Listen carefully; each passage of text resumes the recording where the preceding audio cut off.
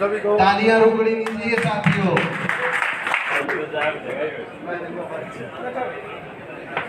बहुत बहुत धन्यवाद जी। हमारे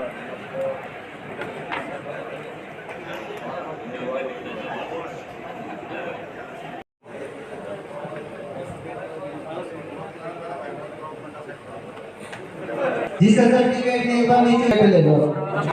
रक्षाबंधन जी बिठाया जो ना बाकी है ना। तेजेंद्र सिंह, हरपाल सिंह सर, सज्जन कुमार,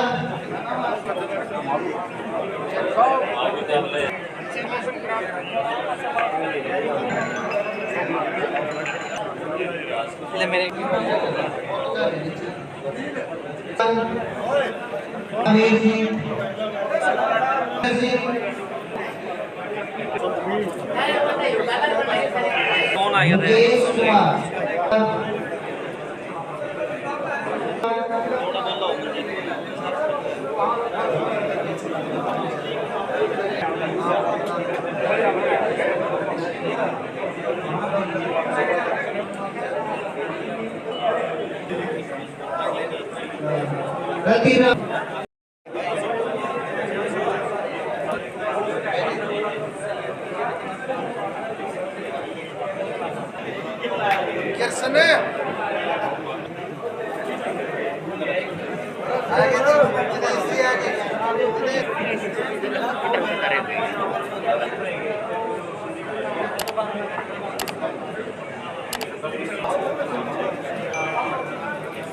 जयदेव,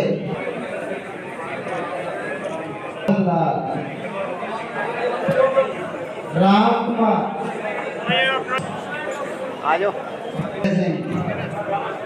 नेजर सिंह,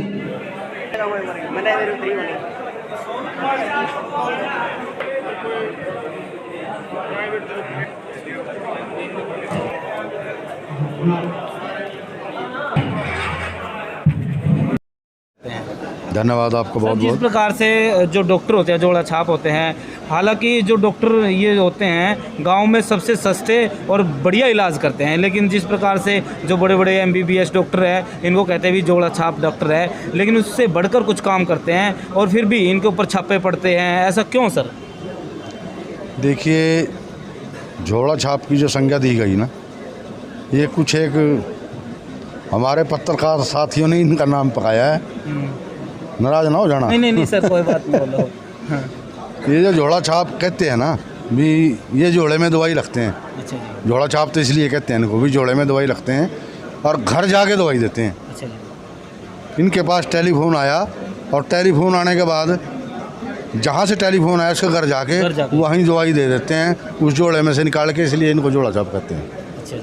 सही मायनों में ये लोग ट्रेंड हैं। ये लोग 10-10 साल 15-15 साल हॉस्पिटलों में काम किया, डॉक्टर के पास काम किया, वहाँ से ट्रेंड हो गए। जब ये पैसे इनको उतने नहीं मिलते ना, क्योंकि वो लोग 3,000-4,000 में रखते हैं हॉस्पिटल वाले, और जब ये ट्रेंड हो जाते हैं इनको फिर वो पैसे देते नहीं, और जब वो पैसे नहीं इनको मिलते तो फिर ये क्या काम करेंगे? काम तो इन्होंने यही किया, तो ये फिर गांव में या कहीं नुक्कड़ पे या कहीं गली में बैठ जाते हैं और दवाई देते हैं। जब ये हॉस्पिटल में होते हैं तब चाहे चीरा फाड़ी का काम हो रहा है, चाहे कोई दवाई देने का काम हो रहा है, सारा काम जो है हॉस्पिटल के अंदर ये लोग करते हैं। यहाँ तक कि ऑपरेशन करने के बाद डॉक्टर चीरा फाड़ी करके और सौंप देता है, ले भाई इसको स्टिचिंग कर दे, तो ये लोग करते हैं। और जब ये वहाँ से हॉस्पिटल में से बाहर आ जाते हैं फिर इनको जोड़ा छाप की संज्ञा भी वही लोग दे रहे हैं जो MBBS हैं, जबकि पैदा उन्होंने करे हैं। अच्छा जी। अगर सरकार इन हॉस्पिटलों के अंदर ये बैन लगा दे कि कोई भी अनट्रेंड डॉक्टर, कोई भी अनट्रेंड पैरामेडिकल स्टाफ आपने नहीं रखना है, तो ये पैदा ही नहीं होंगे। पैदा नहीं होंगे, सही बात है। तो मेरा कहने का भाव यह है कि चोर की माँ को मारो, चोर को मारने के बजाय, ताकि उसकी माँ और चोर पैदा ना कर सके। तो जैसे आपने ये मार्गदर्शन दिखाने का काम किया है, जो सर्टिफिकेट देने का काम किया है, तो क्या लगता है ये कवर दे पाएगा इन डॉक्टरों को सर? देखिए, संसद के अंदर एक कानून पास हुआ था पिछले साल स्किल डेवलपमेंट के तहत, और ये NSDC national skill development corporation of India, Bharat सरकार द्वारा ही मान्यता प्राप्त ये जो लोग कोर्स कर रहे हैं ना, इससे सर्टिफाइड हो गए। ये काम मतलब ट्रेंड हो गए, काम तो ये जानते हैं सारे, लेकिन ये सर्टिफाइड नहीं है। ये काम किसी के तहत कर सकते हैं, लेकिन इनको साथ के साथ जो है ना प्राथमिक चिकित्सा का अधिकार देते हैं। ये प्राथमिक चिकित्सा ही दे रहे हैं गाँव के अंदर। अच्छा। मरीज आया और उसको इमरजेंसी है, उसको दवाई दी और वो दवाई लेने के बाद हॉस्पिटल तक उसको पहुंचा दिया, यही काम तो कर रहे हैं। हाँ। तो कोरोना काल के अंदर आपने देखा होगा, कोरोना काल में जितने भी बड़े हॉस्पिटल थे सब बंद हो गए थे। हाँ जी। किसी ने OPD नहीं करी। हाँ जी। और कोरोना काल में अगर किसी ने काम किया है फ्रंट फुट पे जाके, तो सही बात। ग्राउंड लेवल पे जाके, तो ये जोड़ा छाप और ये RMP डॉक्टर अनुभवी चिकित्सक ही तो थे। और इन्होंने उधार में काम किया, बिना किट के किया। हमारे लोगों को कईयों को जान भी गंवानी पड़ी, कई लोग गए भी हैं, लेकिन फिर भी इन लोगों ने जो है पूरी तरह से समाज की सेवा की। और आज अगर पूरे प्रदेश के या देश के हालात देखे जाएं, जो गांव के अंदर मृत्यु दर कम था, बहुत नगण्य था, ये मान के चलो आप। हाँ जी। और शहरों के अंदर बहुत ज़्यादा था, बहुत ज़्यादा जी। हैं, तो गांव के अंदर कम क्यों था? इन्होंने फर्स्ट एड जो दी ना, स्टार्टिंग में ही बीमारी को वहीं रोक दिया। और वहीं रोकने की वजह से जो है गांव के अंदर मृत्यु दर नहीं हुई और मृत्यु नगण्य के बराबर रही है। साथ में पैसे की भी बचत हुई लोगों की जी। पैसे की तो बचत हुई है। पैसा तो ये उधार पे देते हैं तो बेचारे 6-6 महीने की, कई बार वो देते भी नहीं। और जो किसी पर ज़्यादा पीछे के मांग लिए इसकी दरख्वास्त दे देंगे। इनका तो बहुत दयनीय हालात था बेचारा। तो जैसे सर ये डॉक्टर है, आपने जो सर्टिफिकेट तैयार करवाए हैं सरकार की तरफ से लगा लो या इंस्टीट्यूट की तरफ से लगाओ, तो क्या जब भी मान लीजिए जैसे फ्लैंग आती है, छापेमारी करती है, तो क्या ये उनको दिखाने से क्या कवर दे पाएगी? देखिए मेरी बात सुनिए, 2004 के अंदर उस समय जो सरकार थी, उस समय भी ये समस्या थी। अच्छा। उनको पता था कि ग्राउंड लेवल पे क्या है। अच्छा जी। गरीब जनता किसके पास जाती है।